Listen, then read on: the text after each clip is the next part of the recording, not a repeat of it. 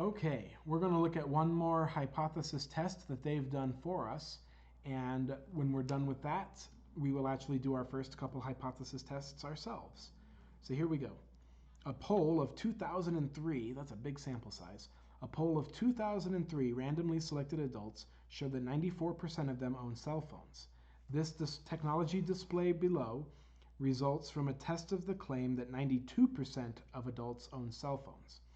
So that's the claim. The claim is that 92% own cell phones, and that is what is going to form the basis of our hypothesis test. Okay.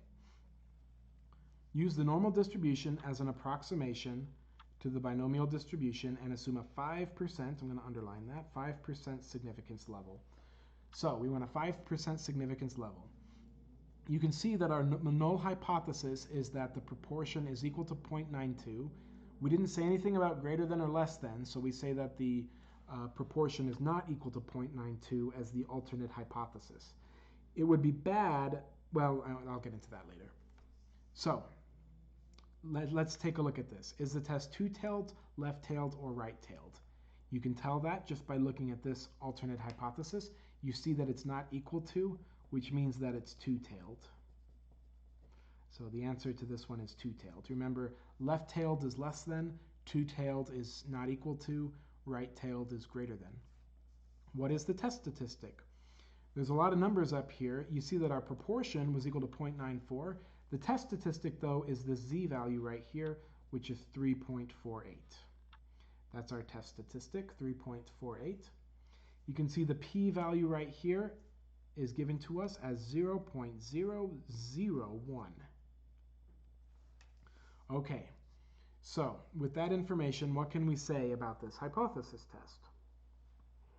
Well, all you need to do is look at the p-value and remember what your alpha was. Remember that our alpha was equal to 0.05. Notice that our p-value is smaller than alpha. So do you remember what that means when the p-value is smaller than alpha? It means we reject the null hypothesis.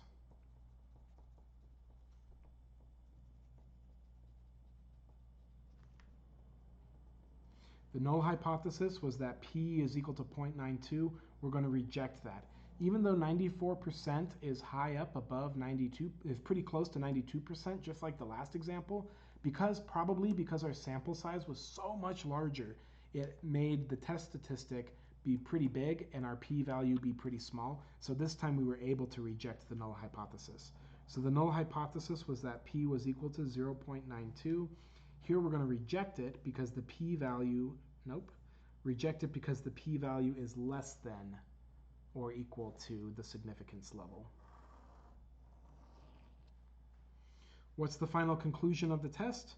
This time we found sufficient evidence to reject the claim. And so you would answer that there is sufficient evidence to warrant rejection of the claim that 92% own a cell phone. It's probably higher, maybe it's closer to 94%. So notice that this is actually extremely significant. We could have lowered the 0.05 down to 0.01 and we still would have rejected it, or even 0.005. If that was equal to alpha, we still would have rejected it. So we're definitely pretty sure that the answer is not 92% and that the true average is probably closer, not necessarily equal to, but closer to 94%. I want you to look really quickly at the test statistic and the p-value. And I'm going to pull back our previous page because I want you to compare. Notice how this was p.001 and this was 3.48. Remember, think of the test statistic as kind of being like standard deviations. We're kind of 3.48 standard deviations away from what we would have expected if 92% was true. And 3.48, that's a lot of standard deviations.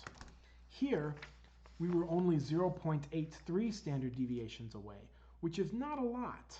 And that's as a result, we had a p-value of 0.2038. So on that case, we failed.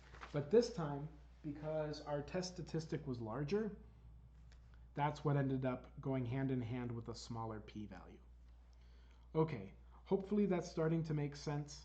And what we'll do now is actually do our own hypothesis tests.